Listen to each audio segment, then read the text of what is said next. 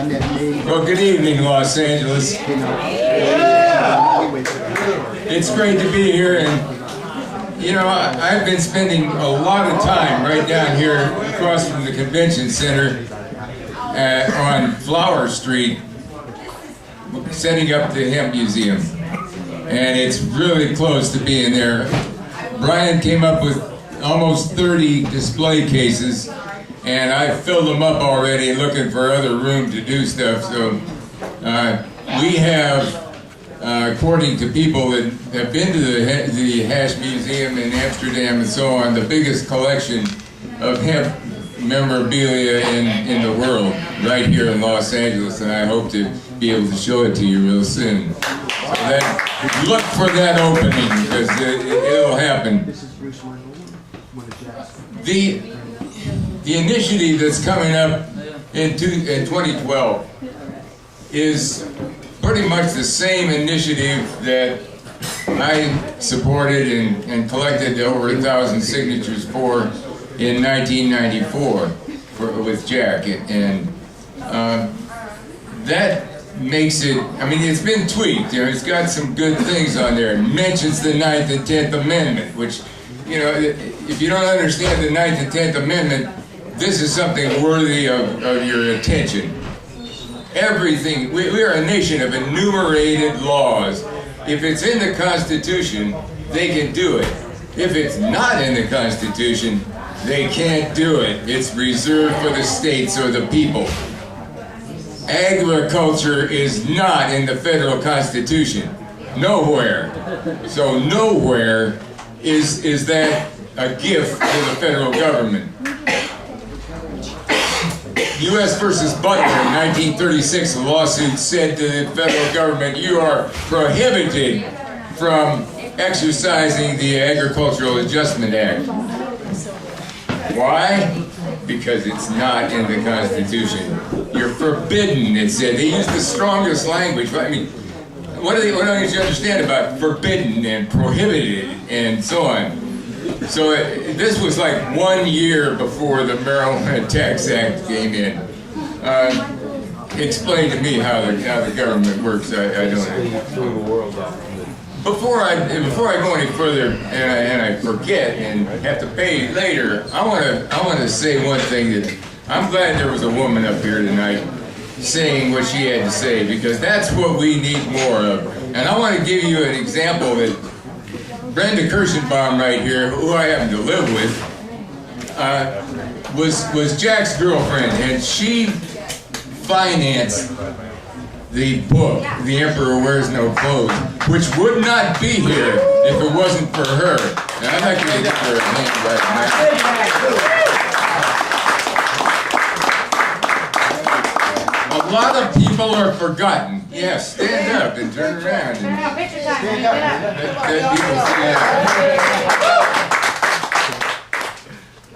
so we have, and you know, after I took her away from Jack, it was kind of like I didn't talk to Jack too much anymore. I love Jack. Jack had a spirit that, like nobody else.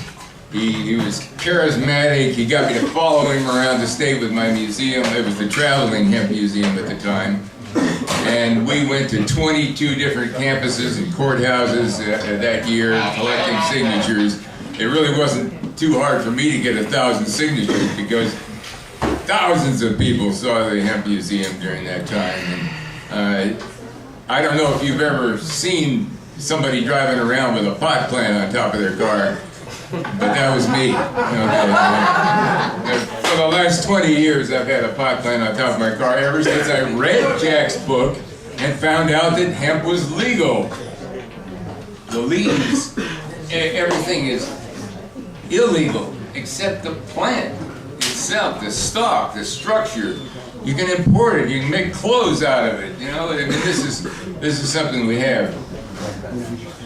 This is an initiative that's worthy of everyone and every attention and every dollar we can raise. And it's incredible that when you look at what this is going to do for California, somebody's going to come up, somebody's going to say, hey, look, for $1 million, it's just an example. the last initiative promised to raise $1.4 billion in taxes just on the medical alone. That is a hemp usage, by the way. If in case you didn't think that the pharmaceuticals was an industry, this is an industrial use of hemp in medicine.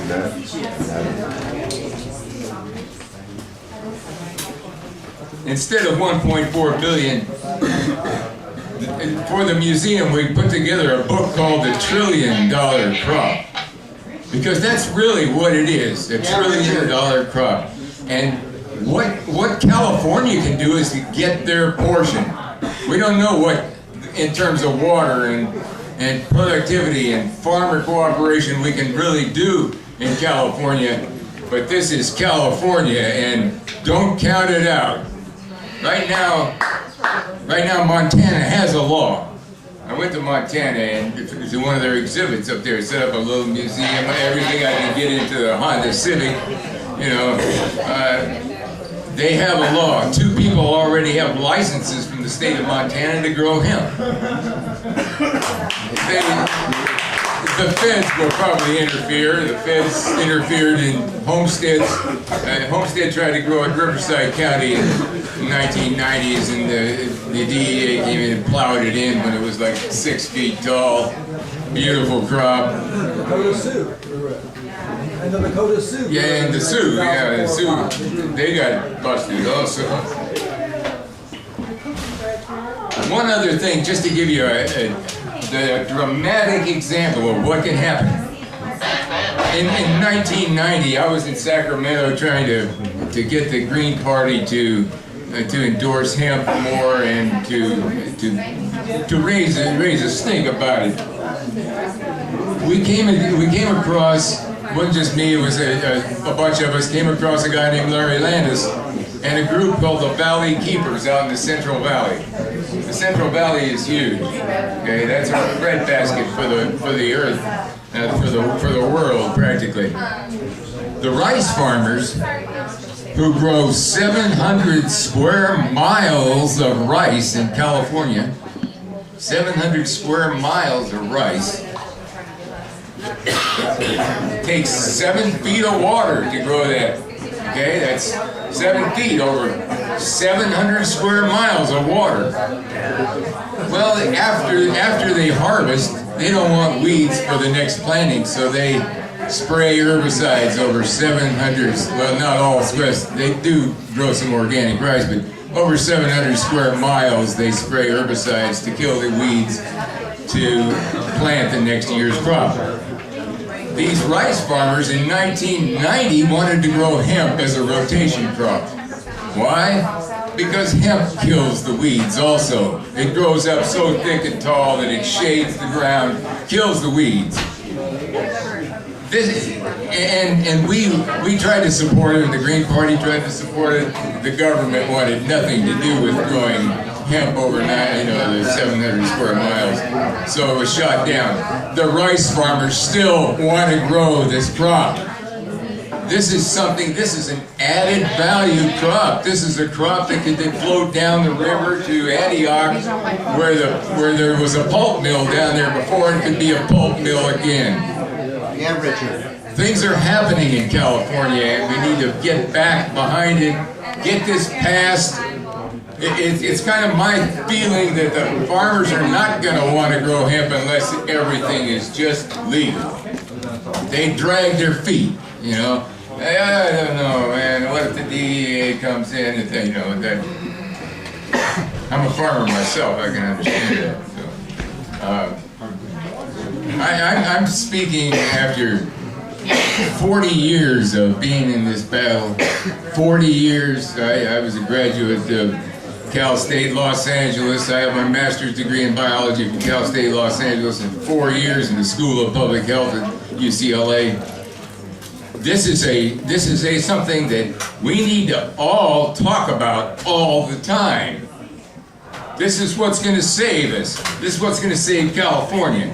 And it's not marijuana, it's not the smoke, it's the plant. We all love the plant. We don't know the plant because the plant is incredible. when I plant a seed, it grows a stalk that's this big around at the base. That's the same plant that was in the field growing up at 2 inches a day, and it was harvested in 100 days because it didn't have to go the 6 month. It made a nice, straight, tall hemp plant that's got a lot of wood in it, and a lot of fiber, and it's something we can live off of. Thank you very much. I appreciate your all being here.